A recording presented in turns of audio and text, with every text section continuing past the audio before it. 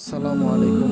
আজকে আমরা আসছি ঢাকার গুলশান ১ নম্বর এলাকায় অবস্থিত একটি মনোমুগ্ধকর মসজিদ গুলশান জামে মসজিদ নামে বর্তমানে পরিচিত, যা পূর্বে ভোলা মসজিদ নামে পরিচিত ছিল, বর্তমানে গুলশান জামে মসজিদ নামে পরিচিত।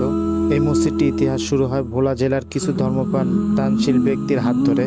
তাদের ঈমান, ভালোবাসা আর নিবেদনেই এই মসজিদটি গড়ে ওঠে। এই পবিত্র মসজিদটি আল্লাহ তাআলার ইবাদতের জন্য চমৎকারভাবে তৈরি করা হয়েছে।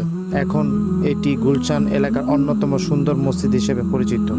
মসজিদের স্থাপত্য রয়েছে ইসলামিক ঐতিহ্য আর আধুনিকতার এক অপূর্ব মেলবন্ধন।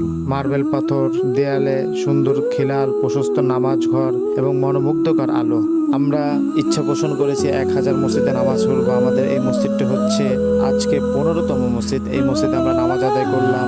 আমরা যেন ১,০০০ মসজিদ আপনাদের সামনে এইভাবে তুলে ধরতে পারি। অবশ্যই আপনারা এই মসজিদে আসবেন। যারা আসছেন অবশ্যই আমাদেরকে জানাবেন মসজিদটি কেমন, আর আমাদের ভিডিওটি কেমন লেগেছে সেটাও আমাদেরকে জানাবেন। আসসালামু আলাইকুম ওয়া রাহমাতুল্লাহি ওয়া বারাকাতুহু।